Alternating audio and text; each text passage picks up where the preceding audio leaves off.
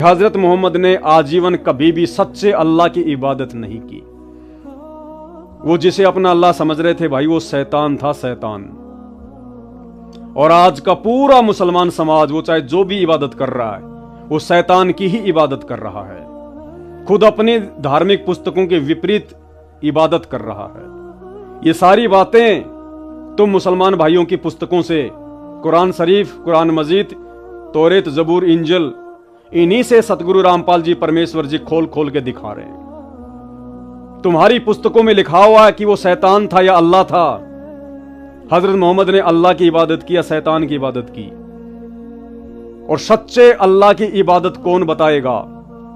सूरत फुरकानी 25 आयत नंबर 52 से 59 में साफ साफ लिखा हुआ है कि अगर तुझे उस अल्लाह अकबर की सही भक्ति की जानकारी प्राप्त करनी है तो किसी बाखबर से जा पूछ।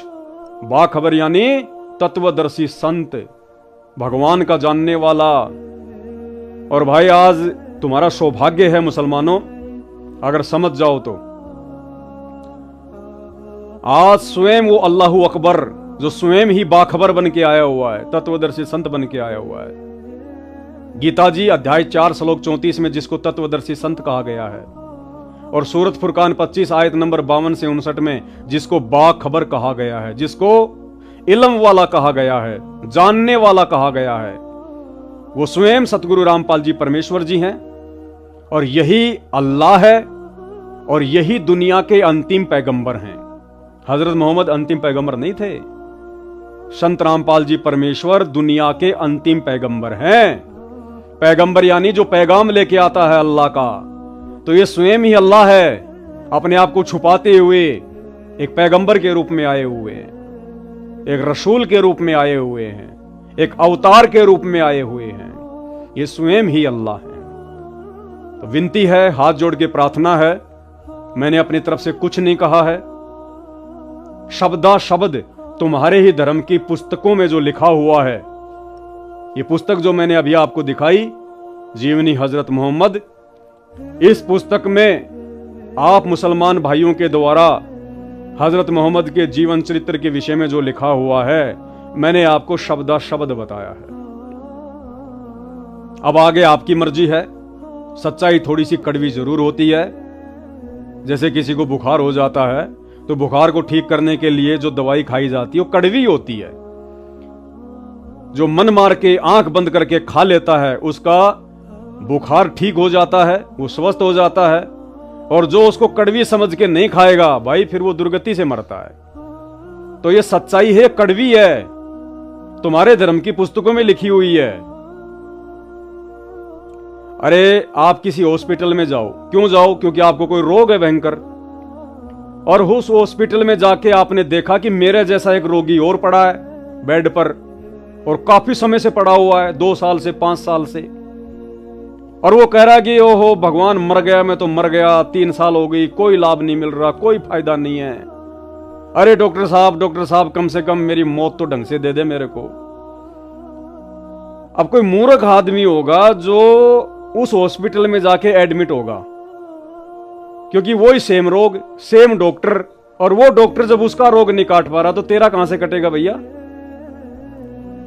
तो जो दुख, जो तकलीफें, जो परेशानियां जिंदगी भर हजरत मोहम्मद ने उस डॉक्टर अल्लाह की इबादत करते करते भुगती, अब उसी डॉक्टर की इबादत, उसी अल्लाह की इबादत जो हजरत मोहम्मद ने की, यदि आप करोगे तो आपको क्या मिलेगा भाई? और क्या मिल रहा है? सबकी ऐसे दुर्गति हो रही है, चाहे हिंदू हो चाहे मुसलमान हो। तो भाई और बहनों, प्रार्थना है, परमेश्वर रामपाल जी धरती पर स्वयं अल्लाह अकबर हैं, इसमें कोई संशय नहीं है, कोई डाउट नहीं है। हमने तो जान लिया, पहचान लिया, देख लिया और मान लिया, और सारे सुख भी प्राप्त कर रहे हैं। बिल्कुल जीवन जो नरक था जन्नत बन गया, जन्नत, और आगे आगे जन्नत ही रहेगा।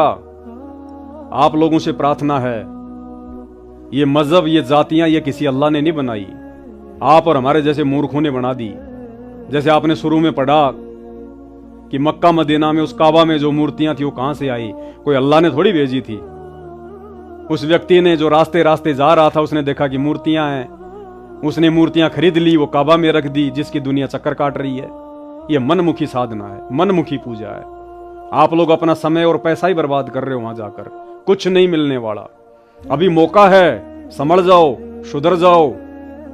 हजारों की संख्या में मुसलमान भाई सच्चाई को समझकर संत रामपाल जी के शरण में आ चुके हैं और वो अद्वितीय लाभ उठा रहे हैं, जो लाभ उनके पूर्वज ये पत्थर पूजते पूजते, मजारों को पूजते पूजते, मक्का मदीना के चक्कर काटते काटते आजीवन नहीं भोग पाए।